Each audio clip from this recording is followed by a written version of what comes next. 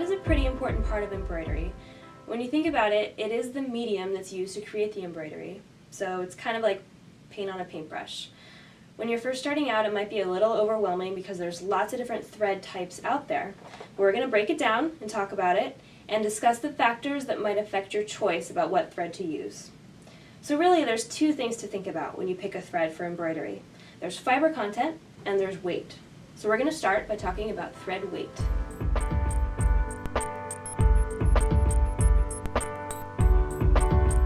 Thread comes in a variety of weights, and weight refers to the diameter of the thread itself, so the thickness of the strand of thread. And the weight is identified by a number. 40 weight thread is considered standard in machine embroidery when you're stitching out a design. So that's the weight of thread that the computer assumes you'll be using when it's coming up with the settings for tension and stitch length and things like that.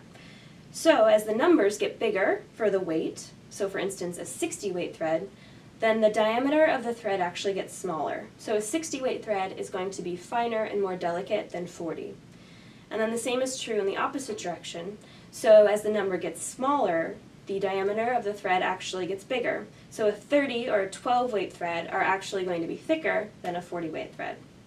So I have here an example of a 60 weight thread and a 12 weight thread. So the 60 weight is the one on the blue spool, and the 12 weight is the other one. So you can tell that the 60 weight thread is much thinner and finer than the 12 weight thread. So when would you use one versus the other? If you are working in breadwork or an outline or any other embroidery design that you want to have a really pronounced, thick, contrasty line that's going to show up against your fabric, then you may want to pick a heavier thread just to help with that. If you're doing something like crochet, we have some crochet designs, or lace work, then you also might want a heavier thread. Since those are standalone designs, meaning there's no fabric involved, then the thicker thread just ensures that the project will be substantial enough and stand up to wear and tear. If you're embroidering an intricate design or something that has smaller details or is just smaller overall, then you might want to use a lighter weight thread, a thinner thread, so a higher number.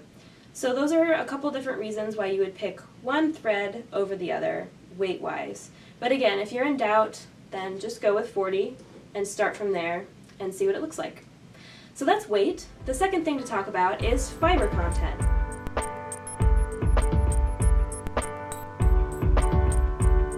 Fiber content refers to the material that the thread is made out of, so what the actual fibers of the thread are composed of.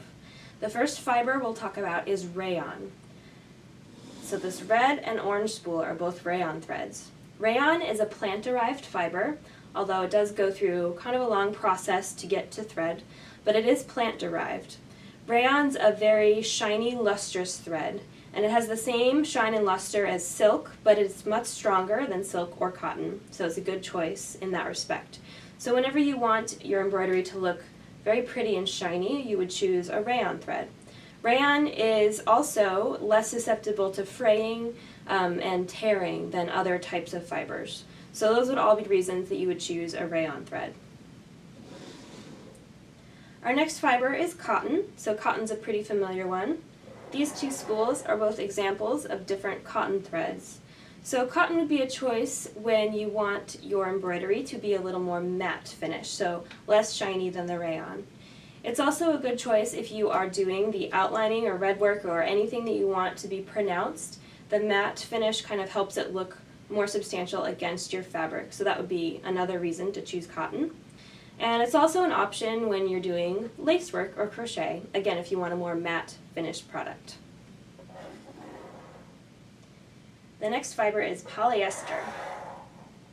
So polyester, of course, is a man-made fiber. So this can be a good option if you are a little cost conscious. It's a little more cost effective than the natural fibers.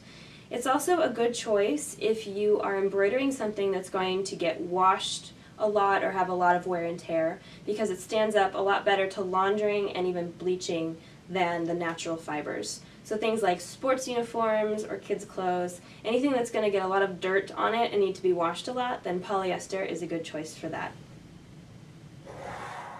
Our next thread to talk about is bobbin thread. Bobbin thread is something that's a little bit unique to machine embroidery. It's a thread that you specifically put just on your bobbin. There's a couple reasons for this. The first is the weight of the thread. So bobbin thread is generally a lighter weight than your upper thread. So this one, for instance, is 60 weight.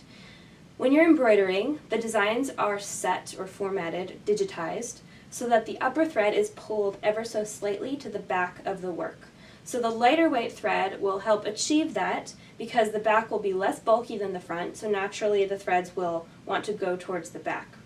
Another reason for using bobbin thread is cost effectiveness. If you're working on something that's not going to be reversible, so you're never going to see the back of it, then it doesn't really make sense to waste your good colored upper thread on the back if you're never going to see it again. So you can choose a bobbin thread that's a little bit cheaper, and it will make your colored thread last a little bit longer. Bobbin thread generally comes in white or black, but there are some other colors available. It's just a little bit hard to match exactly to the top thread, but you generally want to pick a color that's going to be the least contrasty against the fabric that you're embroidering. And the final thread to talk about is metallic thread. So metallic thread is really fun to work with, because who doesn't like things that are metallic and shiny? Metallic thread is made of man-made fibers and actual metallic fibers. There's a couple things to know about working with metallic threads, a few tips that will help you. The first is that it's really great to use a thread net. So there's a couple thread nets that come with the Creative 1.5, and the way that it works is we're just going to grab the tail of the thread, pull it through the thread net, and then slip the thread net down over the spool.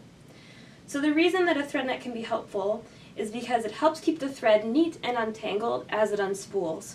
Metallic thread is a little bit stiffer than regular thread because of those metallic fibers that are in it. So sometimes it tends to unspool a little bit faster than a sewing machine is sewing. So the thread net just helps keep things organized and untangled as the thread unspools. The second tip about working with metallic thread is that you definitely want to use an embroidery needle when you're working with metallics. That's because metallic thread's a little more prone to breaking and fraying, so as I mentioned in the previous video, embroidery needles have slightly larger eyes than other sewing machine needles, so that ensures that the thread can travel through the needle without hitting any sharp edges, and it just helps the thread break less. So hopefully you've learned a little something, and this video has helped demystify the world of thread. And you can now go out and pick thread for your next embroidery project without any self-doubt. So be sure to catch the next video in the Embroidery 101 series from PFAFF, where we talk all about stabilizers.